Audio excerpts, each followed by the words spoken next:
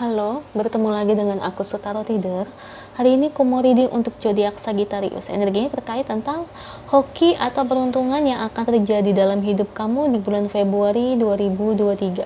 Oke, seperti biasa sebelum aku mulai, aku ingin memberitahukan bahwa readingan aku ini energinya kolektif. Artinya tidak semua orang akan resonate atau cocok dengan energi pembacaan yang aku bacakan. Energi juga bisa kebolak-balik, itu yang biasa disebut fase resah. So, bila mana misalnya readingan ini gak resonate atau gak cocok untuk kamu, gak usah baper ya, apalagi marah-marah di komen. Ingat, ini cuma general, bukan personal, jadi bisa bedakan ya. Kalau memang dirasa gak resonate, berarti energinya bukan untuk kamu. Simple sebetulnya. Itu aja. Buat kalian yang ingin readingan ini akurat 100%, kalian bisa melakukan personal reading dengan aku dengan menghubungi WhatsApp aku yang ada di description box bawah. Untuk syarat, ketentuan, serta biayanya bisa langsung chat WA aku aja. Oke, sebelum mulai izinkan aku terlebih dahulu untuk berdoa ya.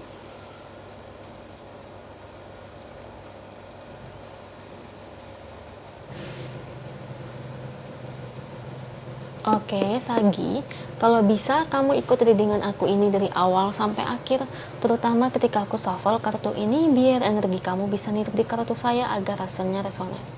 Kita lihat ya, Sagittarius. Hoki atau peruntungan yang akan terjadi dalam hidup kamu di bulan Februari 2023.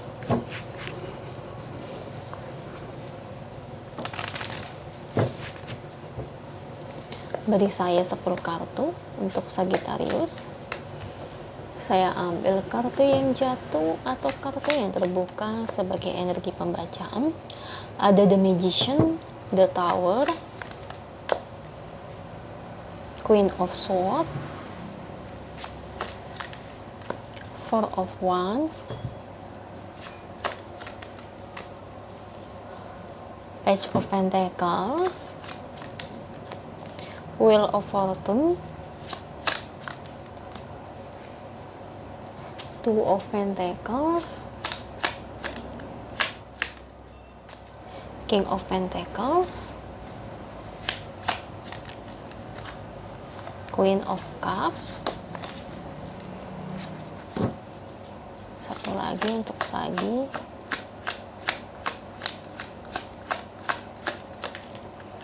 Seven of Pentacles. Thank you untuk kartunya. Ini bottom of the deck-nya ya. Oke, Sagi. Hoki atau peruntungan yang akan terjadi dalam hidup kamu di bulan Februari 2023. Kalau untuk hoki atau peruntungannya sendiri ya, Sagi, saya lebih ngelihatnya sih kamu bakal ada perubahan besar, sebuah rencana ya. Jadi kayak ada sebuah keputusan nih, rencana kamu untuk mengubah bisnis ya. Jadi memang kesannya itu pertama-tama prosesnya memang kamu itu bakal kayak yang jatuh dulu di bawah ya.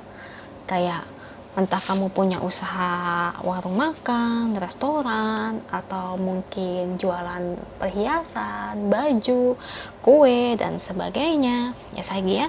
Tapi ada sebuah rencana ya, perubahan yang kamu lakukan. Misalnya dari awal kamu jualan baju nih, ternyata malah bukan semakin rame, tapi kamu malah semakin jatuh ya, malah semakin sepi. Nah, kurang lebih seperti itu.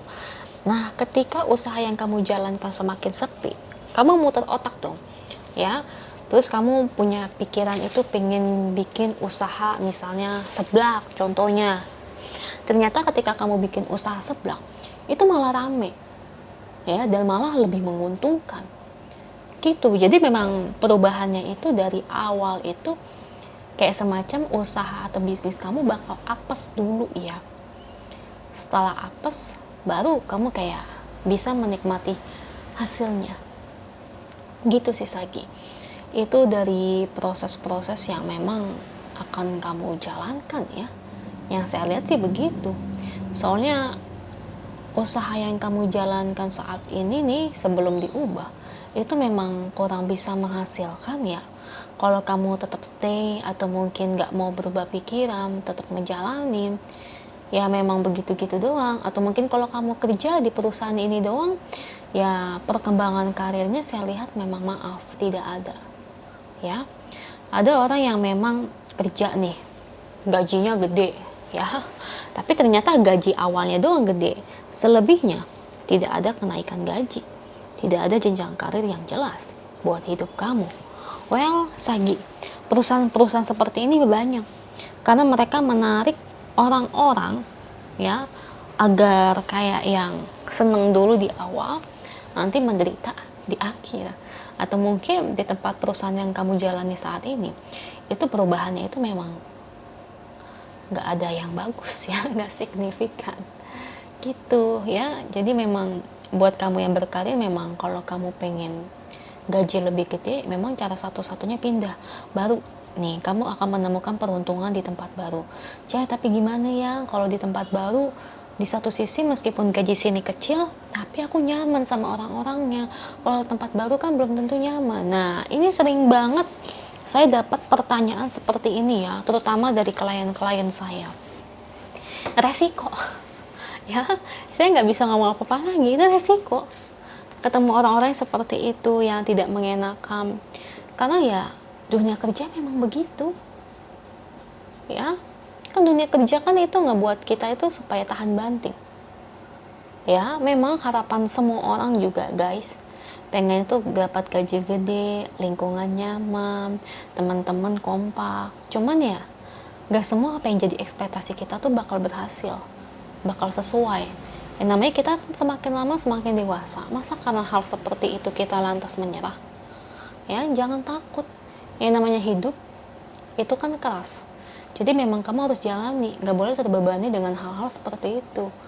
Misalnya udah dapat gaji gede, tempatnya kurang enak nih, orang-orangnya kurang kompak. Nah, nanti kamu bisa cari pekerjaan lain.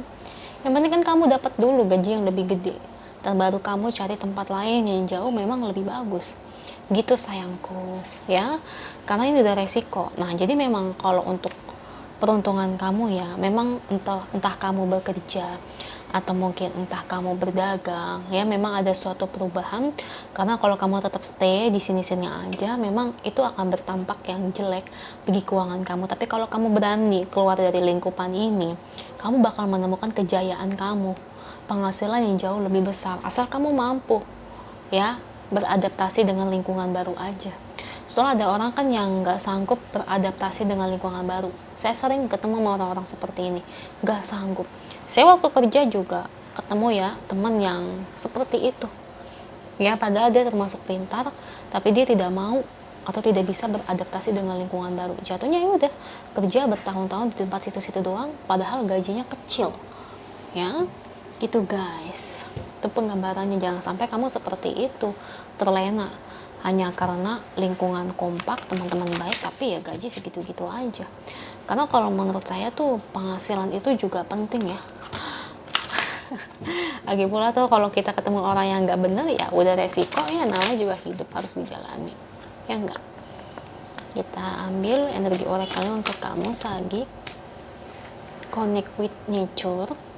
Oke, jangan sampai kamu nyaman. Nih, ini nih ya, kadang-kadang kan orang itu kan karena terlena dengan tempat yang nyaman, lingkungan kompak, temen yang nyaman, itu terlena jadi kayak nggak cari pekerjaan lain. Pada akhirnya umur semakin bertambah dan sulit untuk mencari pekerjaan. Nah, seperti itu Sagi. Dan di sini ada kartu new home ya. Jadi kamu harus beradaptasi dengan lingkungan baru kalau kamu mau lebih maju, lebih berjaya, lebih berpenghasilan. Tentu ya. Karena ya memang kamu harus melewati proses-proses itu.